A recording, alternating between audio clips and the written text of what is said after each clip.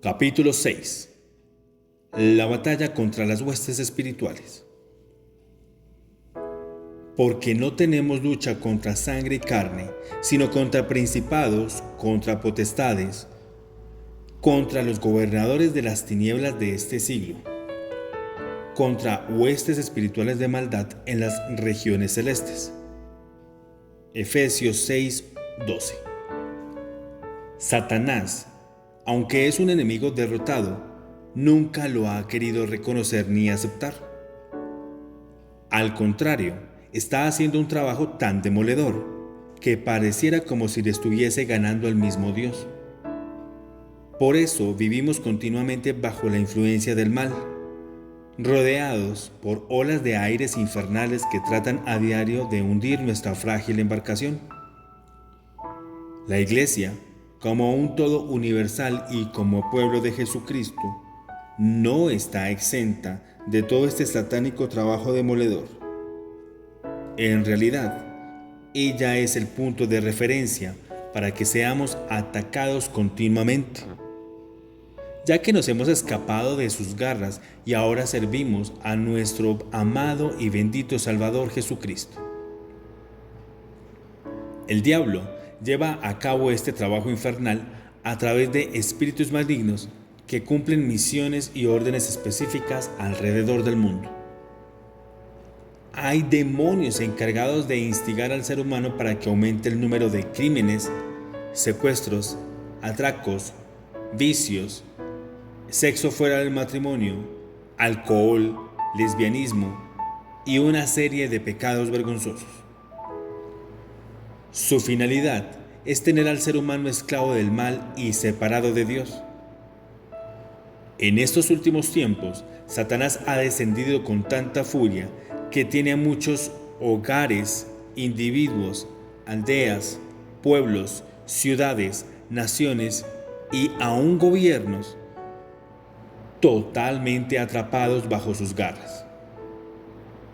Detrás de cada filosofía atea y materialistas se ocultan legiones de espíritus malignos que con su influencia hacen que los seres humanos se odien como animales salvajes, que fabriquen armas mortales como la bomba atómica, la de hidrógeno, neutrones, simulando un desarrollo tecnológico y científico, cuando en el fondo lo que hay es odio y deseos de venganza. Ejércitos invisibles de miles y miles de demonios se mueven por toda la redondez de la tierra, porque el diablo ha descendido a vosotros con gran ira, sabiendo que tiene poco tiempo. Apocalipsis 12:12. En todos los países del mundo, los presupuestos resultan pequeños y el personal insuficiente para atender a tantos psicópatas, esquizofrénicos, maniáticos, pervertidos sexuales, farmacodependientes y dementes que aumentan sin cesar. Esta es una de las manifestaciones más trágicas de la actualidad, ya que abarca a un número creciente de nuestros contemporáneos. Por otro lado, se han escrito miles de libros seculares sobre cómo ayudar al ser humano en este auge arrollador y destructivo del poder satánico.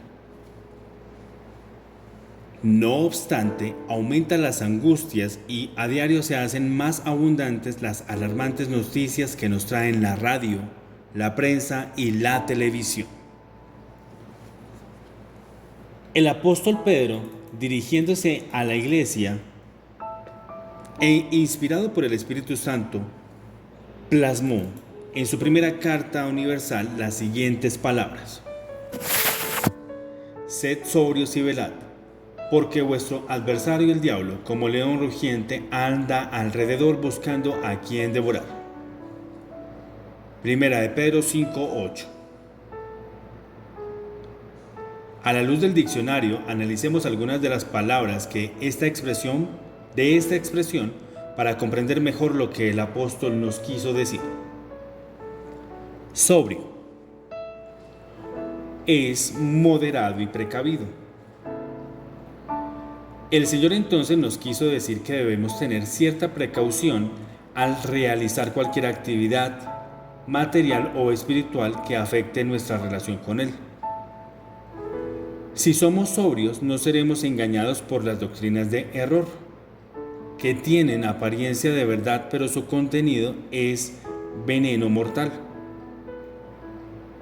Por falta de precaución, muchos hermanos andan de iglesia en iglesia, de grupo en grupo, sin ninguna sujeción.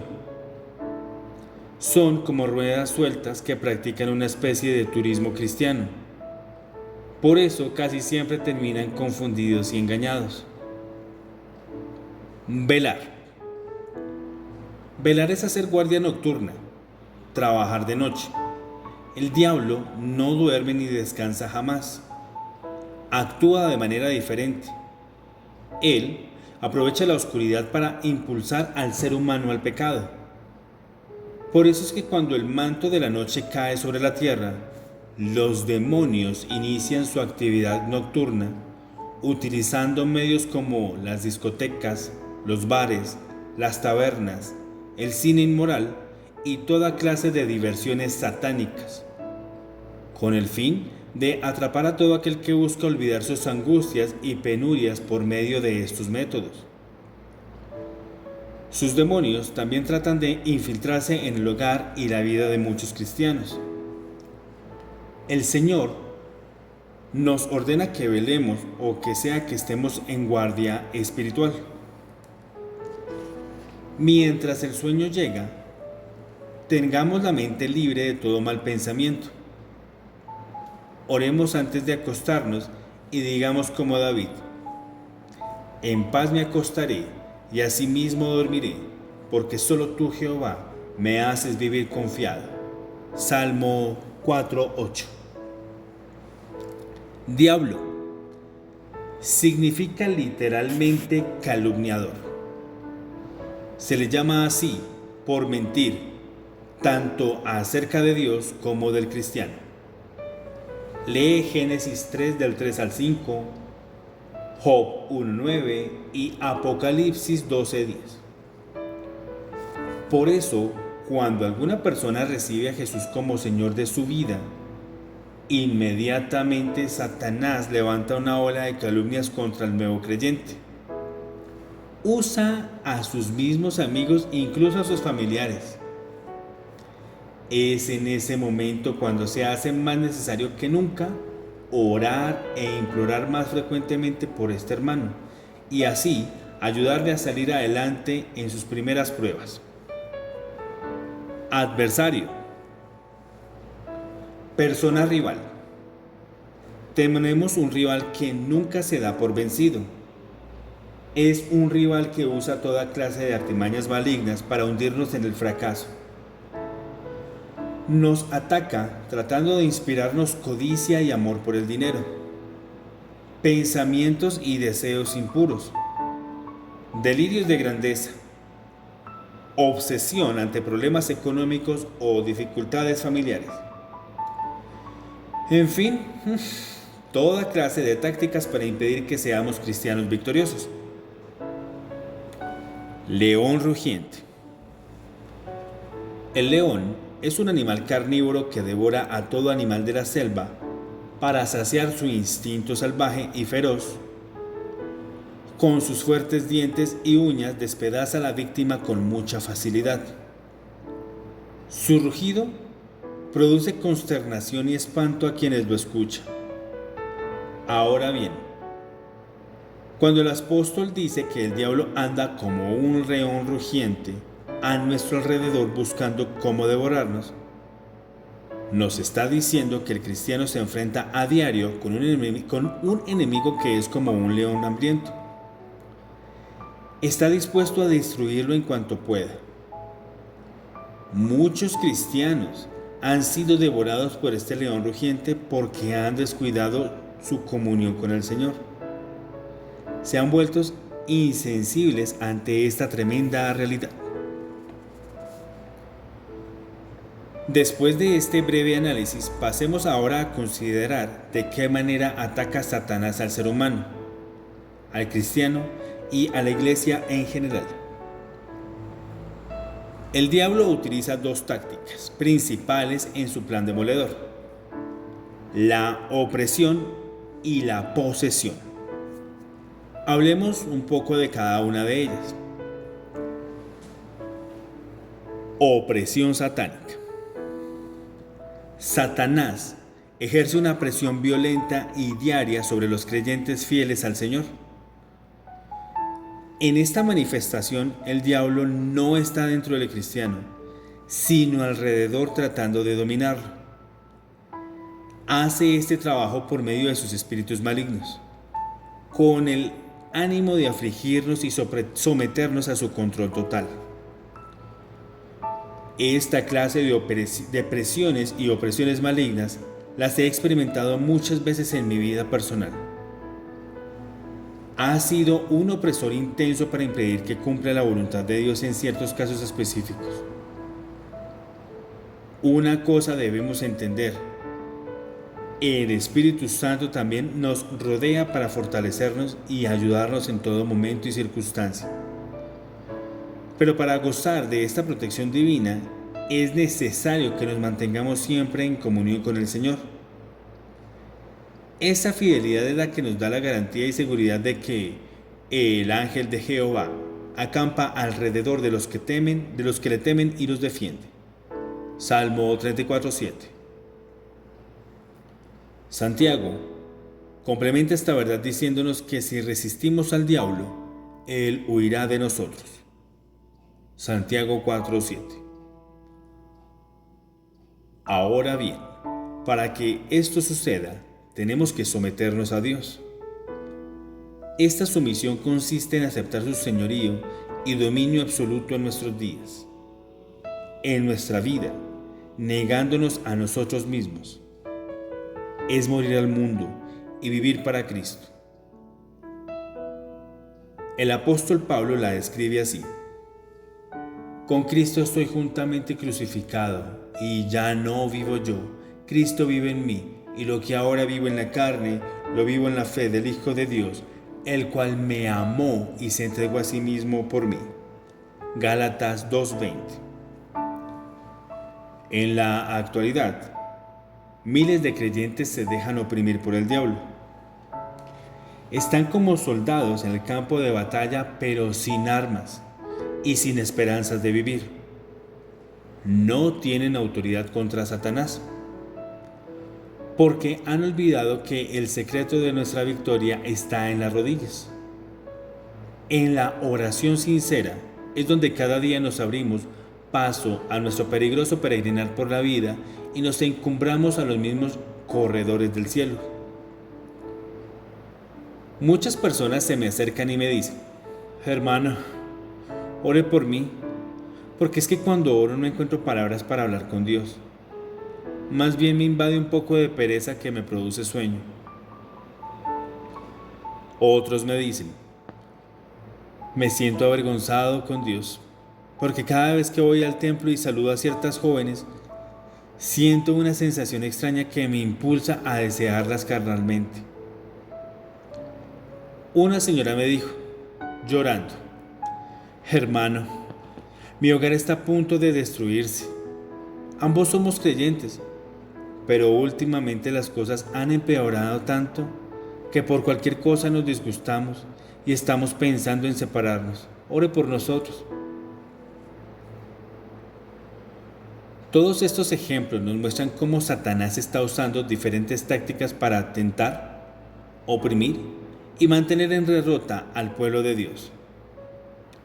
La Escritura dice con razón: porque no tenemos luchas contra sangre y carne, sino contra principados, contra potestades, contra los gobernadores de las tinieblas de este siglo, contra huestes espirituales de maldad en las regiones celestes. Por tanto, tomad toda la armadura de Dios para que podáis resistir. Efesios 6, 12 al 13. A continuación presento una lista de sugerencias opresoras de origen satánico que reciben a veces los creyentes. Aunque tengan apariencias de humanas, en realidad el pecado, que significa la aceptación de estas tentaciones, les da la entrada a los espíritus malignos en la vida de la persona. Y estos se encargan de arruinar y destruir a todo aquel que cae en sus garras. Y no es maravilla, porque el mismo Satanás se disfraza como ángel de luz. Segunda de Corintios 11:14. Aquí van: divisiones, odios, no poder perdonar, amistades mundanas, pesimismo, envidias, falta de concentración en la oración, amor al dinero, chistes de doble sentido, críticas destructivas, incredulidad neurótica, pleitos continuos entre esposos, descuido en los diezmos, mentiras, preocupación obsesiva, desacuerdos continuos en la iglesia, sueños eróticos, mirar al sexo opuesto con malicia, adulterio, revistas pornográficas, injusticia en los negocios, continua miseria material, falsa humildad, ira sin control, rebeldía a los padres, desobediencia al Señor,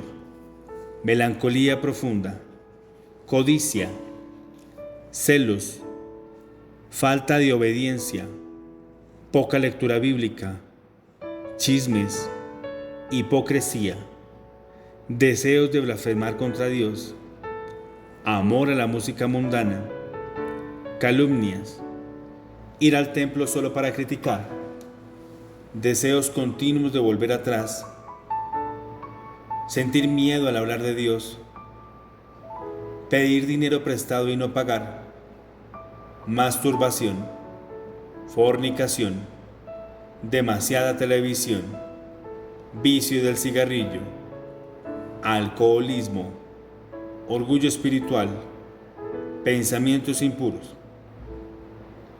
Y eso que aún queda toda una serie de influencias que se me escapan de la mente, pero que también oprimen al pueblo del Señor. Hay otras que toman características similares a ciertas enfermedades, pero son solo ataques satánicos. Para estos casos debemos pedirle a Dios discernimiento y actuar según su voluntad nos lo indique. He aquí algunos ejemplos: mareos, vómitos, trastornos mentales, dolor de cabeza. Amado lector, si al echar una mirada a la lista anterior encuentras que algunas fuerzas malignas de las aquí nombradas están atormentando tu vida, entonces es tiempo de que comiences ahora mismo a buscar a Dios de todo corazón. Dale lugar al Espíritu Santo para que more en ti. Apártate a solas con Jesús y allí de rodillas busca la liberación espiritual para tu vida. Posesión demoníaca. Cuando hablamos de posesión demoníaca nos referimos al caso en que los demonios viven dentro del ser humano y ejercen dominio sobre él. Al respecto, el reverendo Hugo Hetter, en su libro titulado Por su llaga, nos dice: esto puede tener por consecuencia a veces la pérdida completa del juicio. Ve a Mateo 17 del 15 al 18, Marcos 5:5, Lucas 8:35. A veces el individuo puede tener poderes extraordinarios. Hechos 16 del 16 al 18 y 19:16. Puede tener conocimiento de numerosas cosas que en términos humanos sería imposible que conociera. Marcos 1, 24 y 34. Bajo la posesión de demonios, algunos individuos permanecen dóciles y apacibles, mientras que otros se ponen violentos y hasta peligrosos. Mateo 8:28. En el Evangelio de Marcos, capítulo 5, versículos del 1 al 15, se nos relata el endemoniado de Gadara, Por el relato aquí expuesto, entendemos que este hombre estaba poseído por demonios, o sea, que los espíritus malignos de Satanás vivían dentro de él. Cuando Jesús le preguntó su nombre al demonio, éste respondió: Legión me llamo, porque somos muchos. Marcos 5:9. Legión era un término que se usaba en el ejército de Roma para designar a una compañía de 2000 soldados. Esta cantidad de demonios que vivían dentro de aquel hombre los llevaron a abandonar su hogar para vivir en los sepulcros. Nadie podía acercársele. A veces había sido atado con cadenas y grillos, pero los despedazaba con una facilidad asombrosa. Había perdido su identidad como ser humano, porque otros personajes más poderosos que él lo dominaban. Pero gracias a Dios, Cristo lo libertó. Esta realidad es uno de los tantos ejemplos que encontramos en la Biblia sobre la posesión demoníaca. Los siglos han pasado, pero Satanás aún no ha cambiado de método. Jesús, refiriéndose a él, lo llama ladrón y dice: el ladrón no viene sino para hurtar y matar y destruir. Juan 10:10. Los demonios siempre han querido vivir dentro del ser humano. Y lo peor de todo es que lo han logrado. Y lo hacen con mucha facilidad, con respecto a aquellos a quienes aún no les ha resplandecido la verdad de Jesucristo. Pablo dice que el hombre sin Dios está muerto en sus delitos y pecados. Así que ¿quién me importa si es un hombre rico o intelectual, o una distinguida dama? A ellos los gobierna el príncipe de la potestad del aire, Satanás. Ve a Efesios 2 del 1 al 5. Esta es la razón por la cual oímos hablar a diario de dementes, pervertidos sexuales, sádicos y muchos otros que siembran el pánico y la muerte por doquier. Una buena cantidad de ellos van a parar a una cárcel, pero es que ni las 4 paredes de ese centro de reclusión ni los pesados barrotes de la puerta que los aprisionan los podrían liberar. Solamente Jesucristo lo puede hacer con su poder y misericordia. Así que, si el Hijo os libertare, seréis verdaderamente libres. Juan 8:36. Qué bueno sería que los gobiernos del mundo entendieran esta gran verdad y dieran libertad y apoyo a la predicación del Evangelio. Que en todas las cárceles del mundo, en lugar de tener psiquiatras y psicólogos atendiendo estos casos, se tuvieran hombres de Dios, pastores ungidos con poder de lo alto, orando y ayunando y clamando al Dios de todo poder por la liberación moral, social, ética y espiritual de cada una de esas personas. ¿Cómo pudieron llegar esas personas a tener posesión demoníaca? Bueno, de varias maneras. Asistiendo a algún centro espiritista como simples espectadores o practicantes, dándole alguna prenda personal a algún brujo para que les hiciera algún hechizo en busca de fama, buena suerte, prosperidad en los negocios o éxito en el amor. Siendo devotos de las llamadísimas almas del purgatorio o de algún santo, asistiendo con fidelidad a su santuario y a sus fiestas anuales, o sencillamente siendo asiduos idólatras de tiempo completo o pecadores empedernidos. Todas las personas que han tenido algo de esto en su vida, muy probablemente han quedado bajo la influencia de uno o varios demonios. Esta lamentable situación se llega a presentar en personas que llevan un buen tiempo asistiendo a una iglesia cristiana. Por falta de conocimiento y porque no ha habido en ellas una entrega definitiva a Cristo, no buscan la liberación completa que ofrece el Señor. Quizá hayan asistido a la iglesia durante mucho tiempo, pero los espíritus malignos siguen viviendo ocultos dentro de ellas. El Señor dice: Conoceréis la verdad y la verdad os hará libres. Juan 8:32. Desde el momento en que las personas se convierten real y profundamente a Cristo, está en el derecho de recibir su libertad espiritual total. Así que si el Hijo os libertare, seréis verdaderamente libres. Juan 8:36. Porque habéis muerto y vuestra vida está escondida con Cristo en Dios. Colosenses 3:3. Así que si este es tu caso, decídete entregarte por completo a Cristo y busca la ayuda de tu pastor o de algún siervo de Dios para que expulsen de tu vida estos fatídicos demonios en el nombre de Jesús. Las iglesias necesitan tener reuniones especiales dedicadas a la liberación en forma periódica. Conocí a una señora bastante anciana de una congregación en donde llevaba aproximadamente 15 años. Asistía con frecuencia al templo, pero en ciertos meses del año le daba algunos trastornos mentales raros. Se ponía de mal genio y sentía apatía por las cosas del Señor, especialmente por la oración.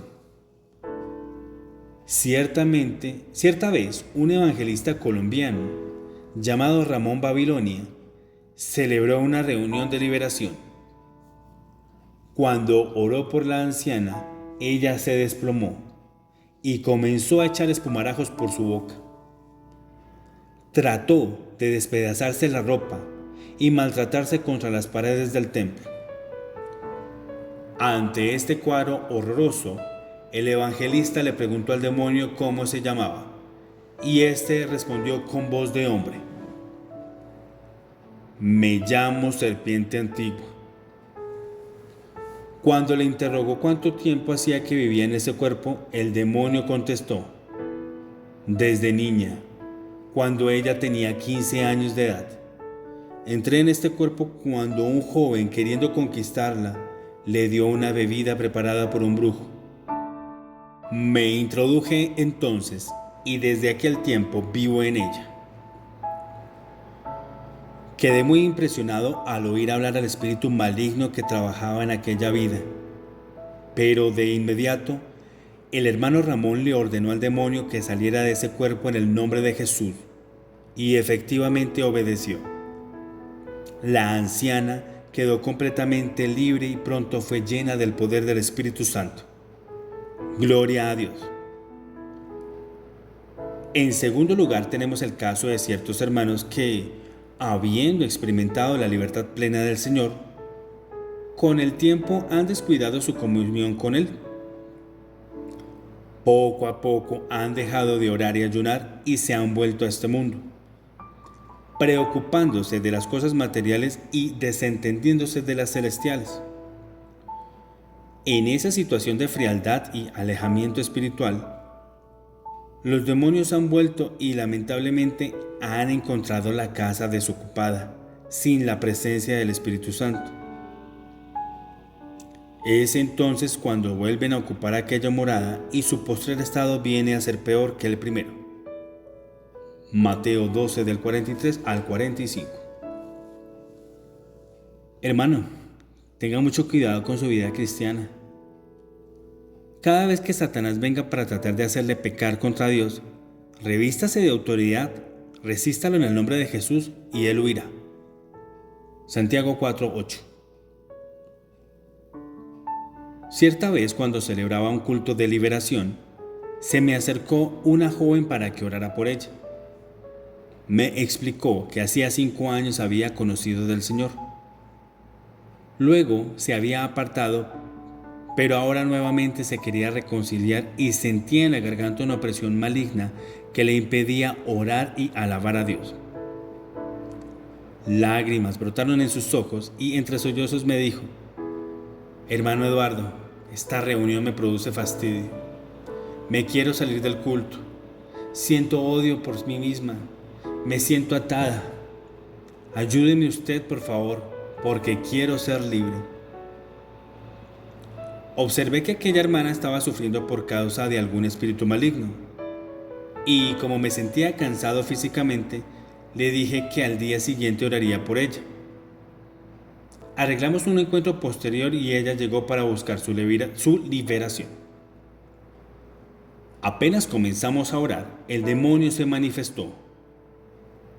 Cuando le pregunté cuándo había comenzado a oprimir a aquella joven, me contestó: cuando se apartó del Evangelio y acudió a un centro espiritista buscando solución a sus problemas juveniles. Bueno, la lucha fue ardua y prolongada, pero al final el Señor la libertó. Gloria a Dios. Hermano que lees y oyes estas páginas, no descuides tu relación diaria con Dios. Bien sabes que Satanás y sus secuaces están esperando que te descuides para inducirte a pecar. Además, cada uno es tentado cuando de su propia concupiscencia es atraído y seducido. Entonces, la concupiscencia, después de que ha concebido, da a luz el pecado. El pecado, siendo consumado, da a luz la muerte. Santiago 1, del 14 al 15. Recuerda que los años que llevas en el Evangelio no son armas respetadas por el diablo. Él solo le teme a los hombres y mujeres de oración que se humillan hasta el polvo de la tierra para que Dios los levante hasta los mismos cielos. Solamente así podrás triunfar cada día ante todo ataque del adversario. Aunque se interpongan en el horizonte de tu vida nubes borrascosas, la presencia dulce y grata del Espíritu Santo te acompaña hasta el final de la jornada. Mateo 28:20. Tú puedes vencer a Satanás. El mensaje de Jesucristo estuvo muy ligado con la liberación del poder de los demonios. Cuando llegó la noche, luego que el sol se puso, le trajeron todos los que tenían enfermedades y a los endemoniados. Y sanó a muchos que estaban enfermos de diversas enfermedades y echó fuera muchos demonios, y no dejaba hablar a los demonios porque le conocían. Marcos 1, 32 al 34. El Señor venció a Satanás cuando murió en la cruz del Calvario.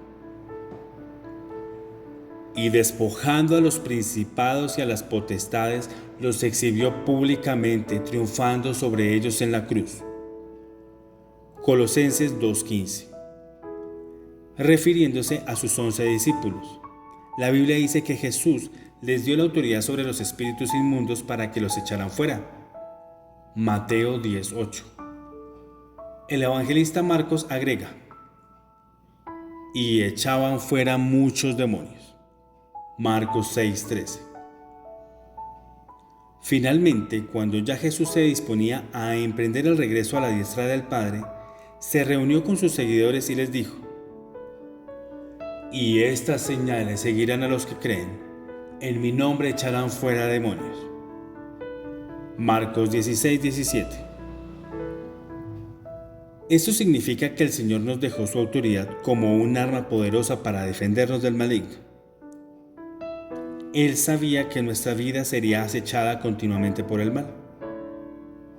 Muchos hermanos consideran que el pastor, el evangelista o un siervo especial de Dios son los únicos que pueden echar fuera demonios. Sin embargo, según la Biblia, a todos los miembros de esta gran familia que es la Iglesia, se nos ha dado el privilegio de que todo lo que atemos en la tierra será atado en los cielos, y todo lo que desatemos en la tierra será desatado en los cielos. Mateo 18:18. Es obvio que para tener esa autoridad espiritual, tenemos que estar sometidos a la autoridad de Dios. Muchos hermanos quieren ser victoriosos contra las acechanzas del diablo, pero no oran, no se humillan ante Dios, no se quebrantan ante su presencia ni se someten a su señorío. Los cristianos de esta clase son presa fácil del enemigo. En esta hora de crisis, Dios nos hace un llamado de urgencia que nos consagremos a Él de todo corazón. Amado lector, el Señor quiere dar total respaldo a tus oraciones, pero entra primero por la puerta estrecha y entonces sí se cumplirá en ti la promesa del Señor. Pedid y se os dará, buscad y hallaréis, llamad y se os abrirá. Mateo 7:7. ¿Cómo alcanzar liberación? Debo aclarar que como seres humanos estamos también llenos de emociones negativas que no son demonio. Son los complejos de inferioridad, superioridad y culpa. El temor a la oscuridad o a emprender algo por temor a fracasar y situaciones similares. Estas, en menor o mayor grado, repercuten en nuestro diario comportamiento. De esta clase de emociones también necesitamos ser liberados. A continuación presento algunos casos que nos pueden conducir a la liberación completa. 1. Reconocer la necesidad de ser liberado.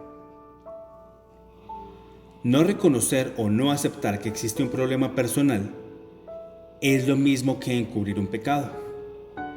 Es colaborar con el maligno.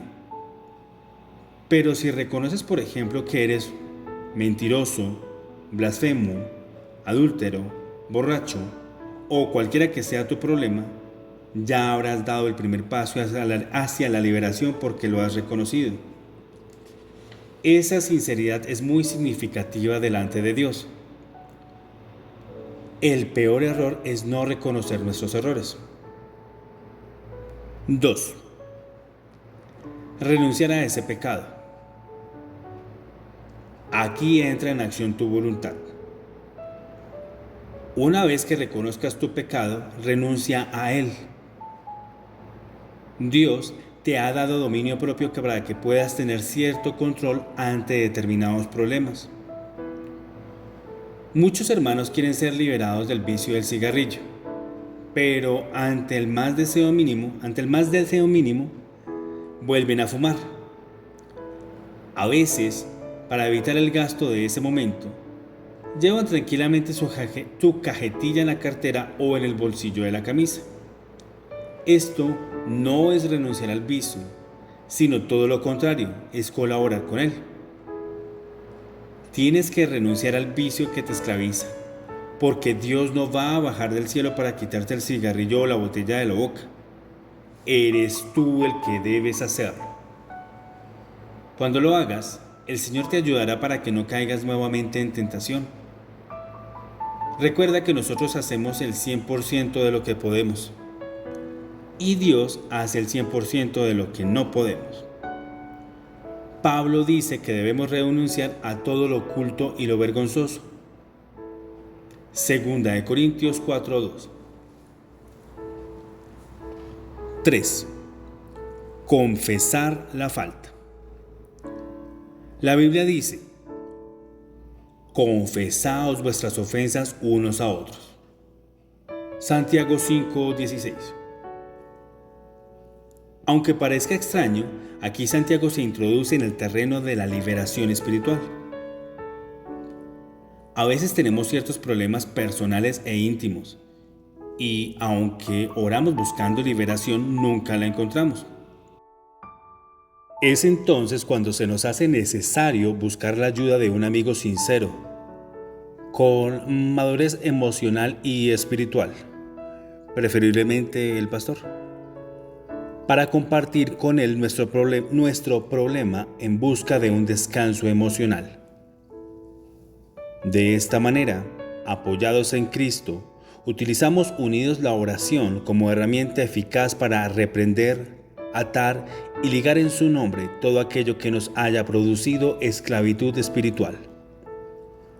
La Biblia dice: el que encubre sus pecados no prosperará, mas el que los confiesa y se aparta alcanzará misericordia. Proverbios 28:13. La iglesia primitiva usó como estrategia para la buena salud espiritual de los creyentes la confesión sincera de las faltas entre hermanos. No para que los hombres las perdonaran, sino para darle a los problemas una vía de escape muy saludable para el alma y el espíritu.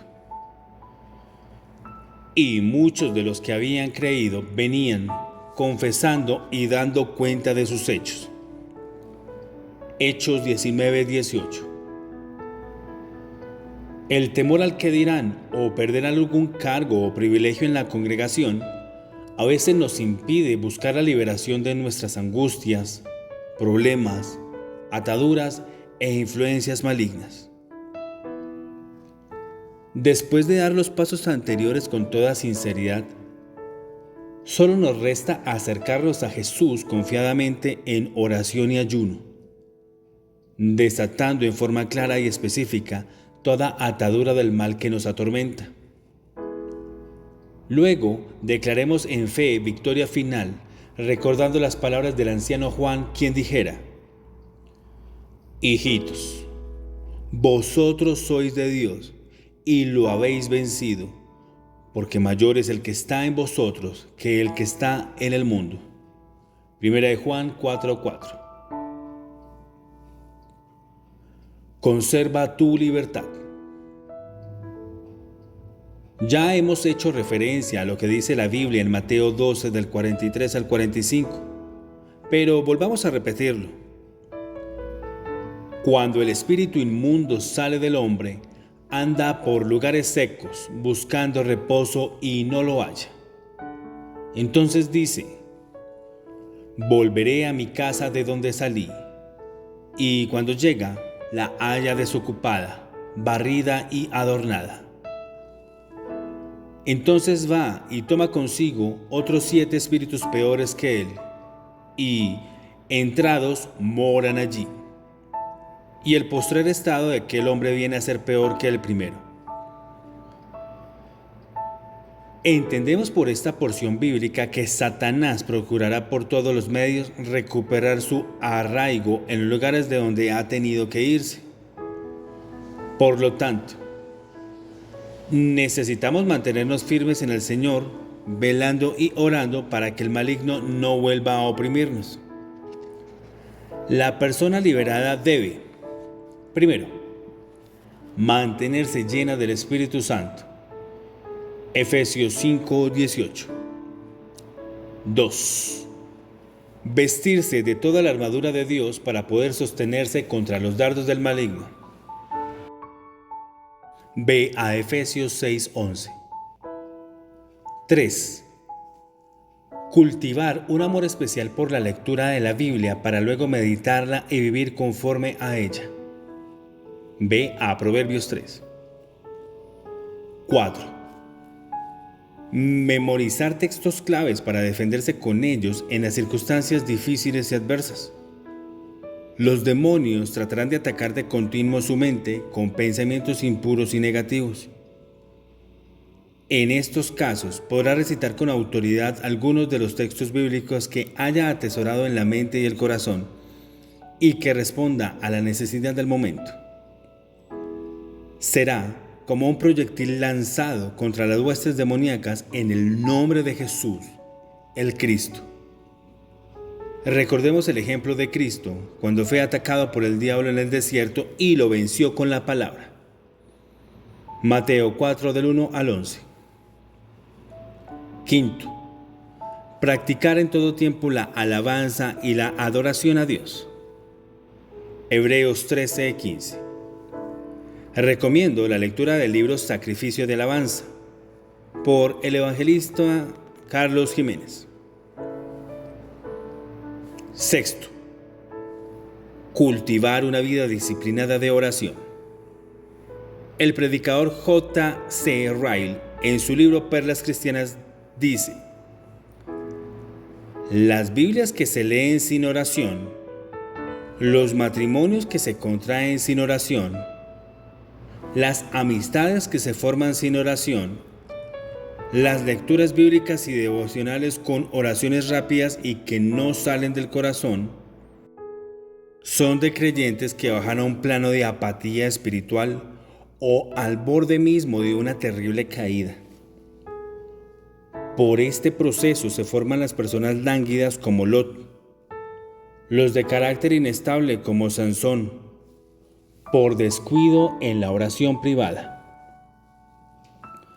Séptimo, someterse a su pastor y asistir con fidelidad a la congregación. Hebreos 10:25 y el 13, versículo 17. El hermano G.J. Ávila, en su libro La ciencia de la oración, agrega: no faltes a los cultos, ni llegues tarde, no te salgas antes de tiempo, no des lugar al diablo, mantente bajo autoridad. Así han de ser tanto los creyentes con sus pastores como las esposas con sus esposos. Efesios 5 del 22 al 24.